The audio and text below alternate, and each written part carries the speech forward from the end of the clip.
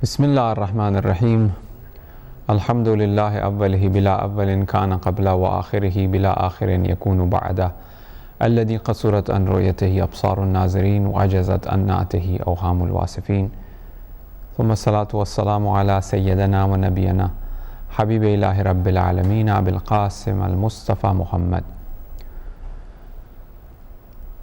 Greetings and felicitations to all of you dear Mu'mineen and Mu'minat who are watching this show, and I would like to welcome you all to question time.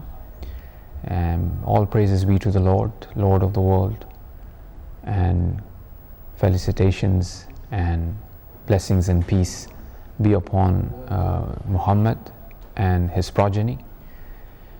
وَلَعْنَةُ الدَّائِمَ عَلَىٰ أَعْدَائِهِمْ أَجْمَعِينَ مِنْ الْآنِ إِلَىٰ قِيَامِ يَوْمِ الدِّينِ. And also may the wrath of God be upon the enemies of Ahlul Bayt alayhimus salam until the day of judgment. We are about to begin a series of discussion on the topic of understanding nafs.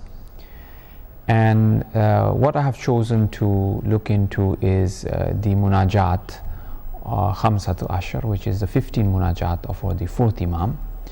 And we will start looking into it, inshallah, one after the other, which will tend to provide us with an insight in regards to nafs. Prior to delving into the subject, I would just like to remind myself and all our viewers as well to really think about oneself and to think about the community that they live in, the family that they live in, to think about the state of the affair of Muslims today. Why is it that we tend to see today that cheating, envy, lying, backbiting, jealousy, making fun of others, hating others, all of these qualities that are evil or negative tend to be a lot in us or in our communities, not minding one's business, minding about other people's business, commenting on what they have, degrading what they have, showing off. Every negative quality that we tend to see seems to be of a greater sort of instance in amongst the Muslim community, unfortunately. Even after knowing that we've been sent by we have been sent the best of mankind, which is Rahmatul lil Alameen, the mercy to the mankind, which is Muhammad ibn Abdullah, Muhammad Mustafa sallallahu alaihi wasallam. But at the same time, when we look at the state of Muslims Ummah, Pakistan, Jordan, Syria, Saudi Arabia, Bahrain, you name it, and Muslim communities in different places, Bradford, Birmingham, Nottingham, London, other places as well, but we see this politics, we see sort of envious nature among families, among community members. Why and where we went wrong, what really happened. The second thing I want to point out to is, if you look at Muslims, what they are blamed for today. For example, the incident that happened in Nice, for instance, the guy drove the truck into a crowd of people, women and children, who were enjoying the fireworks, and this man had no mercy, and he claimed himself to be the follower of mercy to mankind, which is our Prophet. Was he not a Muslim? Well, he was a Muslim apparently, or others who tend to carry out these crimes, and the thugs who kind of do mass killing and beheading people, the ISIS, which is known as. Are they not Muslims? Their parents were not Muslims. Were their parents exactly the same way they are? Well, they were not. If they were, then they would be ISIS maybe 40 years ago. But their parents were normal Muslims. They taught their child how to pray, how to, for example, go to the mosque and sit when the mullah or when the imam is giving the khutbah and the sermon. Whatever way they pray hands folded, hands open, or whatever, you know. He was, or these youth or these youngsters who claims themselves to be the followers of Islam and who wants to establish Khilafah, they were brought up in a Muslim household, perhaps, you know, I would say 80%, you know, and their parents were teaching them and installing the values. But what went wrong? What really made them like animals the way they are today? What happened? Were these the mullahs or the imams who did this, or were there schools, or what happened? Especially in the West, I'm talking about, who went from here. So we really need to look into where things went wrong and where one should really begin. Let me tell you one thing. The greatest enemy of yours is yourself, and the best friend of yours is yourself. When a person becomes ill physically, you know, he has a stomach flu, or he has a headache, or he has some chest infection or something, the doctor will sit with you for maybe 15 minutes or 10 minutes, and he will prescribe you an antibiotic and you're gone. He will assist you and he will help you a little bit. You go home, you lie in the bed, your children will come and ask you, you know, and will help you a bit if you want something, or your wife will take care of you for a bit. But most of the time it is you and your illness, and you got to fight with it. So the cure has to come from you and yourself. The energy and the strength you have to gain yourself in order to get rid of the illness that you have in you, with little aid that has been provided to you. It is you who have to take the medicine. It is you who have to be cautious in regards to what you are eating and drinking, right? So the best helper of yourself is yourself, and the greatest enemy of yours is yourself, right? I'm not asking you to be selfish here. You know, we will look into that later on, you know, when we will dig deeper into the munajat of the fourth Imam, which kind of prescribe, or which describes and prescribe, which describes the state of the nafs, of the soul, and at the same time prescribes a remedy for this nafs. So physically speaking, when a person becomes ill, he has to try himself. Now, when from a physical point of view, from a jismani point of view, when it is that difficult for a person to really regain that strength, when he has to regain that strength by himself with little aid and little help, it is he himself who has got to make sure that he gets better.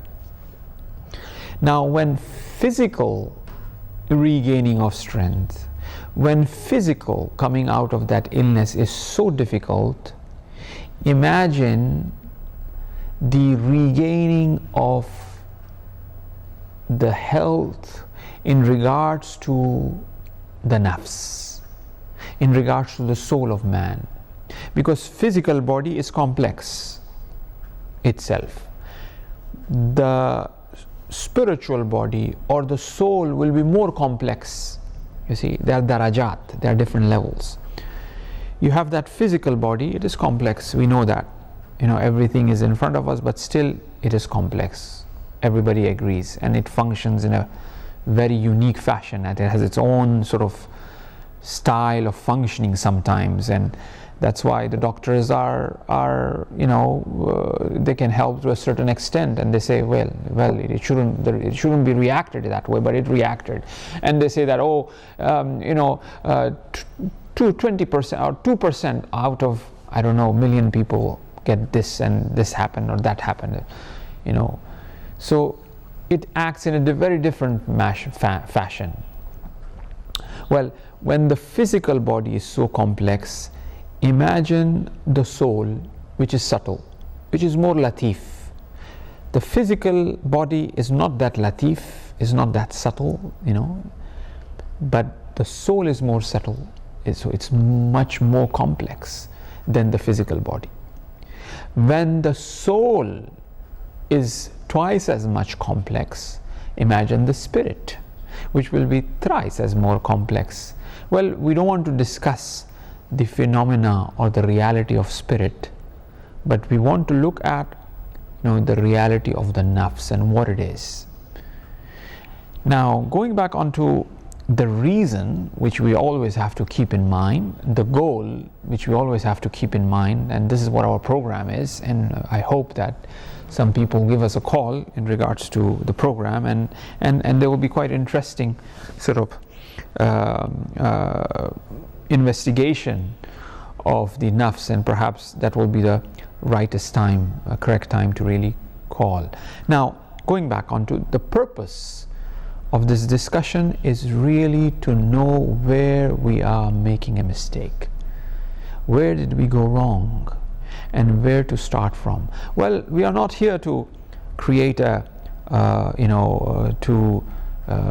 create a revolution. I'm not talking about millions of people or thousands of people. I'm just addressing to that one individual and myself who is watching me, and I don't really expect that to be nationwide or international or whatever, right? It's only that one individual who is watching. That's all I care about. Like I was addressing the other day in a Friday sermon, I said there are about 10 people here.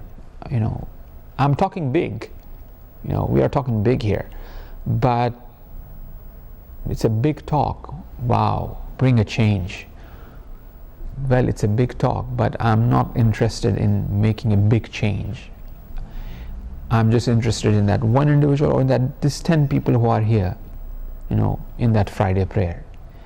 If we take care of this 10 people and myself 11, we have done our share. Anyway, so the purpose is to look at where things went wrong and how to rectify it. So physical body is so complex, the spiritual body or the soul will be twice as more complex. Now, we are the helper of our own self, and the doctors are able to provide certain amount of remedy, but it is, at the end of the day, it's us. We know that in terms of the physicality. Now, as nafs is very complex, we have to go to the doctors who are expert in nafs. Now, when a physical surgeon is trying to work on a physical body, he tries to rectify it with the skills that he has. If he's an expert, right, and he's able to really bring back the person to life. Now, if the soul doctors are experts, they are able to do the same. Imam Khomeini Salamullah alayhi complains to his teacher Abu al-Qasim Qummi. Abu al-Qasim Qummi is buried right at the bottom of the grave of Ayatollah Burjardi in Qum, Masjid Balasar. There's a masjid. Right when you step down, one step, right there on the, if you're facing the Haram Masjid, right there on the right hand side, you have a board or a stone, his gravestone, which is Abu al-Qasim Qummi. Nobody knows him, He was the ustad of Imam Khomeini. And he was amazing personality. Once he used to lead prayer in Masjid Imam Hassan Askari, which is right near the haram of Hazrat Masumeh Salamullah alayha. He used to lead prayers then, and once he came to lead the prayer and he left. Crowd full of people, trying to pray behind him, waiting for him. He's Maraja Dige, he's like great Ayatollah, Mushtahid. He wasn't a Marja. I will tell you why. And great Ayatollah, well known, renowned. Everybody knows him. So he came to lead the prayers and he left. Ayatollah Arabi son mentioned this to me. Ayatollah Arabi was also a great personality, and Ayatollah Arabi, he was quite rich, and he had like a big property, big houses in Bazar side, which is Bazar of Qom, and he had given his house to Ayatollah Burjardi to basically live. Anyway, marhum, may Allah subhanahu wa ta'ala have mercy upon the soul of Ayatollah Burjardi, Ayatollah Arabi, and Ayatollah Abul Qasim Qummi, and also all marhumin as well, those who are watching the show. Shaykh Abul Qasim Qummi, when he came to lead the prayers, crowd full, jam packed, right? He left. Everybody, why? What happened? They say, oh, maybe his wudu is broken, now he's gone, but he is not coming back. He's gone. Well, he goes to wuzu, he can make wuzu and come back. Then somebody else led the prayer. What happened? Oh, maybe Ayatollah forgot to do the ghusl, masalan. People were kind of like making fun of that. Maybe he forgot to do the ghusl, Ayatollah Arabi says that he was friends with him, so I could ask him what happened, right? So he asked Ayatollah Abul Qasim Qummi that day you came to lead the prayers, but you left. Why? He says, when I came, all of a sudden I looked at the crowd. So when I saw the crowd, in my heart, something occurred to me which says that, wow, all these people, and oh Abul Qasim, you are leading the prayer? Then I said, that's it. I don't want to lead the prayer now. And then he left.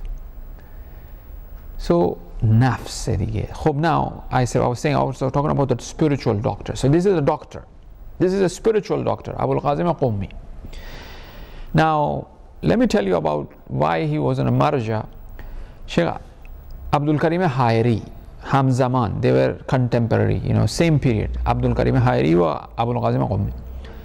Sheikh Abdul Karim Hayri is the one who founded the House of Qum, and as you're aware of how he came back to life from Najaf, and he made the promise, his soul was taken away, the angels were taking away the soul, and then he was dead, he came back to life, and he promised to establish the House of Qum, and he establishes, and look how flourishing today, right? So Sheikh Abdul Karim Hayri, Abul Qasim Qummi, they were in the same period. I think we'll take a break and we'll be right back after this short break and continue on to this story of Abul Qasim Qummi wa Sheikh Abdul Karim Hayri marhum.